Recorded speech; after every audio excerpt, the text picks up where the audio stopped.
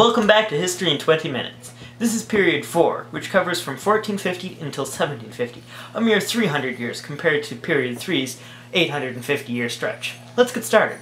After emerging out of the 1300s, society in Europe, particularly in Italy, began with the Renaissance. You may have seen echoes of this time period in Renaissance fairs throughout the country.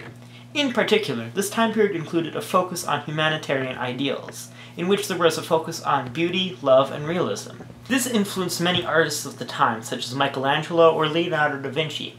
As a result from this, many inventions were made, mostly by the aforementioned Da Vinci. Most of them didn't work. Oh no! The Renaissance got a lot of people thinking about various things, and a product of this was the Protestant Reformation. In 1517, a German monk named Martin Luther decided that he didn't like the church the way it was, and set about reforming it. Important note: due to the invention of the printing press a few years previously, Luther was able to translate the Bible into German, which contributed to his popularity. The resulting split of the Catholic Church is evident in today's society through the many different variations of Christianity. All this thinking and painting and inventing led to the great period of human history known as the Enlightenment, which was preceded by the Dark Ages. Do you see it? Do you? Moving on. The Enlightenment was full of what are cleverly known as Enlightenment ideals. Mostly these included topics like freedom of speech, rights to all of humankind, equality, and so on and so forth. It's notable that the works of John Locke played a particular role. Also, Machiavelli wrote this really disturbing book on politics called The Prince, about the best way to rule a government: fear and absolute power. Then, in the science field, the scientific revolution occurred. Thinkers such as Copernicus, Galileo, and Sir Isaac Newton radically changed the way modern scientists think, from the way our solar system works, to the way that the human body works. There's a good reason it's called a revolution.